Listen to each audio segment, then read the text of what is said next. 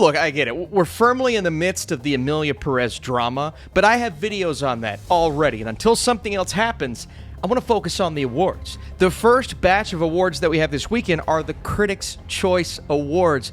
This is a pretty big indicator on what could be happening during the Oscars. The only difference this year is that all of that Emilia Perez drama happened after we voted as a body, and it's happening a lot later, obviously because it got moved because of the LA fires. And so, it feels like the entire vibe's been thrown off in 2025, but we're still going to discuss maybe the most predictable awards out of all of them, but somewhat the most fun. Because again, the timeline has just been thrown off.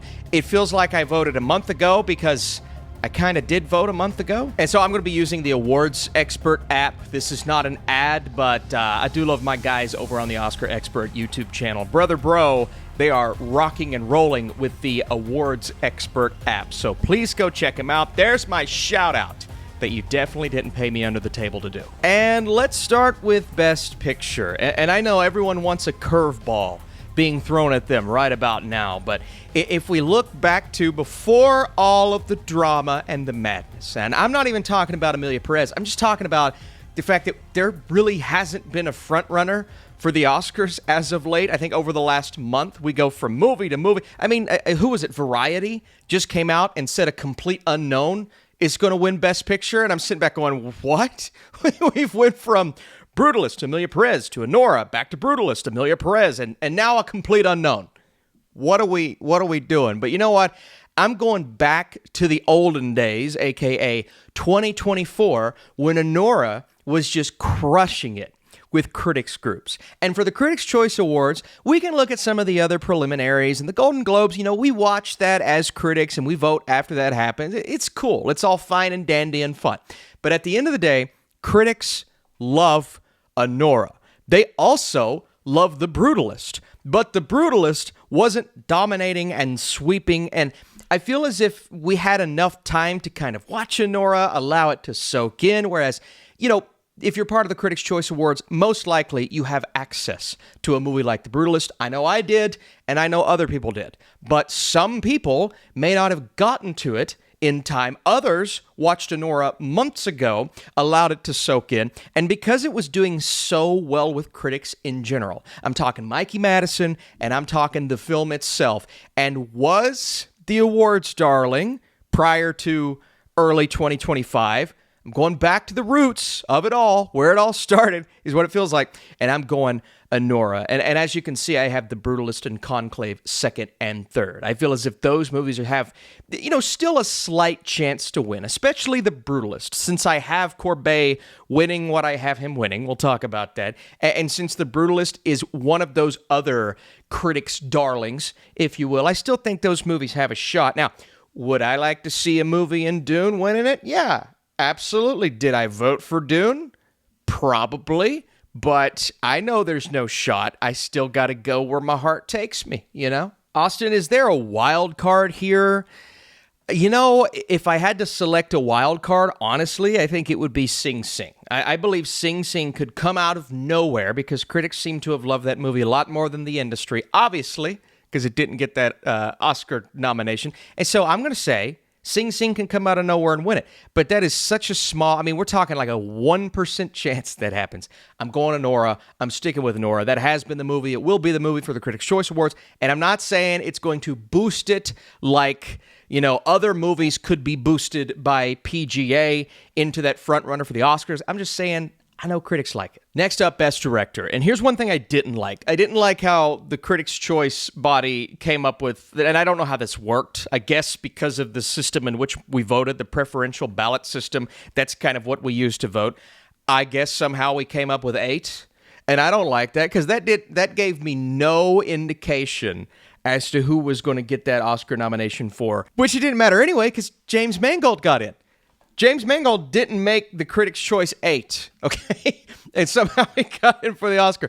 So that just tells you there is a discrepancy between Critics' Choice and between the Academy body. That's really obvious. And so, you could look at this and come up with a combination of things that could happen at the Oscars, but at the end of the day, I feel like there has been one guy that has been the front runner, will continue to be the front runner through even the AI drama. Because there's been some AI drama with The Brutalist, which, I talked about in my Amelia Perez videos, how kind of dumb the AI drama's been with The Brutalist, but it's still drama nonetheless. That said, I do think Courbet can be the one thing that continues to cut through that and continues to take home these victories. And this is a critic body and an industry thing, okay? Everyone loves Brady Corbet this year for The Brutalist. And to be honest with you, if Denis Villeneuve was not on here, Brady Corbet would have been my vote. But Denis Villeneuve's on here. He has no chance to win, and it makes me sad. Does anyone else have a chance? Yeah, Sean Baker, absolutely, because of the way that critics adore Anora. There is a good chance he could come in. But I would say instead of 50-50 or even 60-40, I would say it's more 70-30, making Corbet the clear frontrunner in my mind, and Sean Baker being the one that could come in and cause chaos. You know who actually would cause chaos?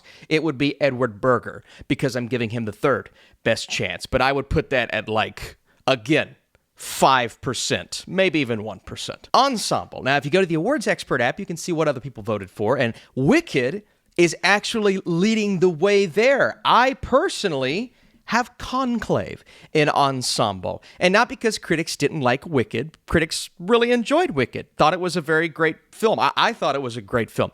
That being said, I look at kind of the consensus on both movies and how critics approach voting. All of this could be in vain, by the way, when it actually happens, because I could be dead wrong.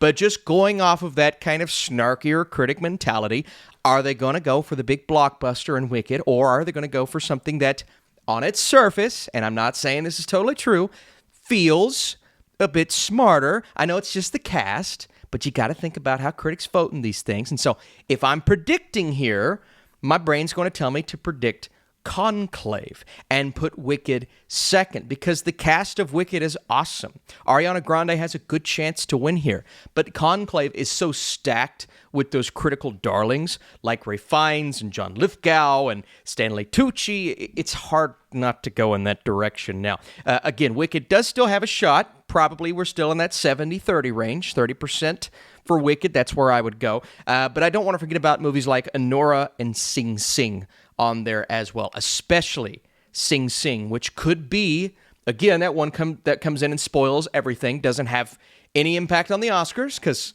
Oscars doesn't have an ensemble category, and Oscars didn't like Sing Sing, which I can't stand. But you know what? That's where we're at. Austin is sad. Oh, boo-hoo. Actress, this one is interesting. You go over to the Awards Expert app, and people are pretty much split. I mean, 54% for Mikey Madison, Demi Moore second. I've seen some people that I really trust going with Demi Moore, the person that could come in and kind of spoil things. Now, again, we're looking at the critics' bodies, right?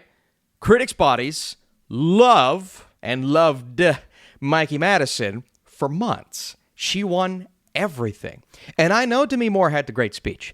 And I know Demi Moore is the Oscar frontrunner at this point. I get that. She's the frontrunner everywhere but here. But the body of voters kind of tells me, unless they shifted their mentality from when Demi gave that speech, and even myself looking at this category and the people who were nominated, I voted Demi Moore. She was my favorite. Mikey Madison's amazing. She's my second, but I voted Demi Moore. But I feel like I may be more of an outlier than where a lot of voters' heads are at. And I'm trying to read what I think this body is going to do. I think they're going to go Mikey Madison because she was that critical darling up until recently with everybody, not just critics. And so I'm saying Mikey Madison. That's where I believe critics' heads are at. I would say more personally 60-40 than 70-30. So Demi's got a great shot here. But again, the critical darling for the Critics' Choice Awards. It's amazing how all of that comes together. I'm going to be honest with you. A little early update on my Oscar predictions. I'm starting to shift my mentality on the Oscars, okay? But again, it's the CCA, the Critics' Choice Awards. We're not talking Oscars. And I'm sticking with my guns. And my guns are telling me that Adrien Brody is the guy, that The Brutalist is that movie. And to be honest with you, I'm actually going to make a last-second adjustment. I think Coleman Domingo has a better shot with this body of voters than Timothée Chalamet. And I understand Chalamet is the clear frontrunner over Domingo right now. But I think the critics may have liked Sing Sing a lot more than other people. And again, we voted a month ago now. And so just going based off of where people's heads were at, now I still think Brody's got the best chance, 70-30 again. But I'd say like 15% Chalamet, 15% Domingo, 75% Brody. That's where my head's at, and I'm saying Coleman Domingo's got the second best odds. See how unexciting this is? We're talking about who has the second best odds. Supporting. Here's where things get a little spicy. If we go over to the awards expert votes here, well, actually, that's a little surprising. I was thinking they would have had Zoe Saldana. By the way, I'm going to start saying Saldana. I used to say Saldana, and recently I've been seeing how she's pronouncing her own name, and I'm like, all right, I've got to be nice here. I've got to say Zoe Saldana. So that's how we're doing it. That's how this Kentucky boy's pronouncing it today. I'm shocked here. I thought for sure she would have had the best odds. But I do like seeing how my votes kind of line up with Margaret Qualley being in third. And I believe, yes, I do have Margaret Qualley in third because that, to me, seems pretty obvious with how critics loved the substance to a degree, right? But we loved Margaret Qualley. It felt like more than other people. Obviously, she didn't get that Oscar vote. And so, yeah, I'm going to say Qualley's got the third best shot, but Zoe Saldana not in first place. Not in first place. I'm going with the consensus here. Again, that consensus kind of surprises me. I'm going Ariana Grande. I believe the love for Wicked, that admiration, and you know, thinking back of when we voted, that was even before the Emilia Perez hype train was revving its engines, right? It was just getting started. That hype train was just beginning because it was before the 13 Oscar nominations. It was before some of the Love in Other Places. And I think Ariana Grande had a little more momentum in early January when we voted. And not saying that critics vote with what the momentum is, but sometimes that's just how it works. I voted for Ariana Grande because I believe she gives the best performance in the pack here, but Margaret Qualley was in heavy consideration for me. I thought those were the best two on the list, with a great shout out, by the way, to Danielle Deadwyler, who, you know, in a movie like The Pianist, and it's not a movie that I loved, I thought it was fine, she stood out in a great way, and I don't think she's getting enough love this year, to be honest. So Danielle Deadwyler, amazing job, as well as Anjanou Ellis-Taylor. And, you know, Isabella Rossellini, who was not in the movie all that much. Zoe Saldana, I love you. You're the best part of Emilia Perez, but it's Emilia Perez, and the script was atrocious. So I'm going to lean in Ariana Grande's direction, but that has bit me before. Not going with Emilia Perez has bit me in the butt before, and this was before the drama. So we'll see if it goes in the way I think it's going to go. Next up, supporting actor. I may shock a lot of people here by saying Clarence Macklin is number 3 on my list. Yor Borisov is number 2, and Guy Pearce is slotted at 4, right in front of Edward Norton at 5. And so, yeah, you know, kind of going in a little bit of a different direction than what I'm seeing from the consensus and what I'm hearing from a lot of other people. Look, Kieran Culkin, until this guy loses, it's hard for me to say he's going to lose. But if he's going to lose anywhere, it's going to be here. I don't want to be the one to predict it to happen because usually when I do that and I go out on a limb, I'm wrong about these things. And the Critics' Choice Awards, it's not a place you want to go out and be crazy. That's the Golden Globes, okay? That's the BAFTA Awards. It's not the Critics' Choice or even the Oscars this year. But I'm staying tried and true with Kieran Culkin, who has just swept this awards season. Macklin's come in a couple times, and I don't want to say stolen it because I believe Macklin deserves it. Honestly, can I tell you who I voted for here? I voted for Clarence Macklin. That was my vote. I believe he deserves it. I think he gives a top 5 performance of last year. But clearly, the Academy didn't agree. The industry's not near as high. And because Macklin was getting snubbed in certain places, I don't know if critics are going to fully go in that direction. Although it would warm my freaking heart to see him come in and win it. You know what? I'm going to switch. While I'm talking, I'm going to say Clarence Macklin has the second best chance. Even Yor Borisov. You know, critics love Anora. I get that. But I'm going to say he has the second best chance. And part of me wants to predict an upset here. I think I'm going to be mad at myself for not predicting this upset. But I've got to stay stale, tried, and true because Culkin just keeps winning. But if Clarence Macklin is going to win, it's obviously not going to be the Oscars because he didn't get nominated. It's going to be here. Mark my words. Except don't mark my words, because I'm still going to go with Culkin. The next few are easy. Original screenplay. It is the Anora Awards ceremony. I truly believe that. We're going to, I say we're because I'm part of the voting body, but we love Anora. Anora does have a little bit of competition in other places at other award ceremonies, but I think this has been Anora's award pretty much the entire season in a lot of ceremonies. Like, I'm even talking the Oscars. I'm talking numerous places Anora's going to bring this one home because the writing of Anora is kind of the standout. And this is where Sean Baker, who has been an awards darling this year, finally, which, I love to see that, this is where Sean Baker gets his due. So, Anora, if you want to give me a second, The Substance, fine. That could come in. Coralie Farjad, who I absolutely love.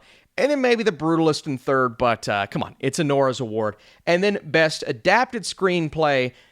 Again, critics love Sing Sing. Do not discount that. But critics also love Conclave. And Conclave being an overall more of a darling, okay, than Sing Sing. And Sing Sing being one of the last slots that I thought was going to be filled at the Oscars for screenplay. So all that being said, Conclave has kind of been the front runner everywhere. I don't expect that to change with critics, but I wouldn't be stunned if Sing Sing wins this as well. I'm telling you guys, do not overlook Sing Sing. Just because it didn't get Oscar love doesn't mean that critics don't love it. Critics love it. And I think that's going to give it a good chance to come in and upset in some places. This is one of those places, but I still got to go chalk, and chalk is Conclave. Foreign language film, this is going to stun some people because everybody's going to be saying, but Austin, I'm Still Here is like on fire right now. It has a chance to win the Oscar. Yes, you are correct. But this was a month ago. This was before it hit that wave, it hit that surge, it got that Oscar nomination for Best Picture. We knew it was getting foreign language or international feature at the Oscars. We knew it was going to possibly get in Fernanda Torres, but she was not a lock. She was actually on the outside looking in at a point. And so all of those things being considered, when critics were voting, I don't know if critics were giving I'm Still Here the love it deserved. Now, what did I vote for? I voted for I'm Still Here. What do I believe critics voted for? Unfortunately, most of the critics I talked to still somewhat enjoyed Emilia Perez, but I'm saying All We Imagine Is Light also has a shot here. All We Imagine Is Light kind of slipped in some places this year that stunned me and a lot of other people, from director to, okay, in a Best Picture category here, surprising category there. And so even over an I'm Still Here in early January, I'm going to say All We Imagine Is Light has a better chance than I'm Still Here. But I got to go chalk here. And early January when we voted, it was Emilia Perez. I didn't vote for it, just so you all know. So when it wins, it's not my fault. Animated film, this one's kind of easy. Look, I know Flo won in some places, and Flo may even be like the front runner in some people's mind right now, but I just think critics adored The Wild Robot. I adored The Wild Robot. This was my vote. A lot of people that I've talked to that voted, this was their vote. And so I'm just saying, like, from that standpoint, I feel like that has the advantage, and The Wild Robot is my pick. But again, Flo has a reasonable chance. Going into cinematography, some people are trying to tell me that Nosferatu could come in and win here, and I could get on board with that. I could also get on board with The Brutalist, because The Brutalist is a beloved film, but I know where some critics' heads are at, and because some critics' heads kind of match where my head's at, and then knowing that we knew Dune wasn't going to get the love in certain places where it deserved it, I've got to go towards that. I've got to go towards Dune winning this award. And I know most people are saying The Brutalist. Let's actually see where their heads are at. Yeah, most people are saying The Brutalist. Some people saying Dune Part 2. Some people are saying Nosferatu. I'm going to go with the big upset here. And the big upset is Dune Part 2. Now, an even bigger upset would be Nosferatu, and I could see that winning as well. So it's kind of a three-horse race here. I want to go chalk in every category, man. That's boring. I don't want to be boring. I want to be fun. We can have fun, can't we? Maybe. Editing, I am also going to go Dune Part 2. It is a shame, a crying shame, that Dune and Challengers did not get love elsewhere, and the Critics' Choice Awards gave it its deserved love. This is another reason why CCA, our awards body, is the best, okay? Better than all the rest. It actually is between Dune and Challengers. I just know how much critics adored those two movies. I'm going with consensus here. I'm going with Dune Part 2, but not by much. Challengers has a good chance. It would not surprise me if Challengers took home that award as well. Production design, costume design, we don't have to spend a lot of time on this. It has been Wicked's award with critics, and really in most places, it has been a Wicked award. And to be honest with you, I could absolutely see why someone would vote for that. Personally, I voted for Dune Part 2 just because the production design was magnificent. I could have seen Brutalist as well, and I think critics are more likely to vote for Brutalist than a Dune Part 2, but I have that in production design. Then in costume design, I'm also going Wicked. People love the costume design in Wicked. Now, I also think Nosferatu being another sleeper here, that has a good shot, but I'm going chalk. I'm going with where I think everybody's heads are at. Let's see. Yes, Wicked, and ooh, some people have Dune Part 2 for costumes. I'm not really that high on Dune for costumes, to be honest. Hair and makeup, obviously the substance. Again, Nosferatu finishing in second place. I could absolutely see that because the hype for Nosferatu was building, and kind of peaked right when we were voting. So for me to say it's not going home with anything is a little surprising. I actually wouldn't be stunned if it went home with an award or two, and so it's got the second best odds. But The Substance has been the beloved movie in that category for critics. Visual effects, easy as pie, Dune Part 2. Kingdom has a shot, because I think critics are going to acknowledge that, even over industry voters, how impressive that was. But Dune Part 2, come on, that's its award. And then a couple more categories here. Score, honestly, I'm between Challengers, Brutalist, and Dune Part 2. I could see critics going with Hans. I chose Hans for score, obviously. I'm a Dune nutball. But I think a lot more people were impressed with that Reznor-Ross combination on Challengers, and I heard a lot of critics talking about that. Obviously not shutting it out like the Oscars did, because voters just don't know what a good movie is. Best song, if Emilia Perez wins anything here, it's got to be best song. It's got to be El Mal, although do not count out. And I think people want to count out Compress Repress. Only 7% of people have it winning. El Mal is the more notable song for Emilia Perez, so I voted for Compress Repress. That is a banger of a song. Do not be shocked if it wins, but that's where I'm going. And then Best Young Actor, Actress. This one's fun. Isaac Wong for Dee is what I'm voting for, is what I voted for, is a great performance. Dee is one of the better movies of last year in my top 25. Doesn't have any Oscar impact, and there you go. So those are my predictions for the Critics' Choice Awards. I want to know, where is your head at? I also want to let you know, initially I was going to the Critics' Choice Awards.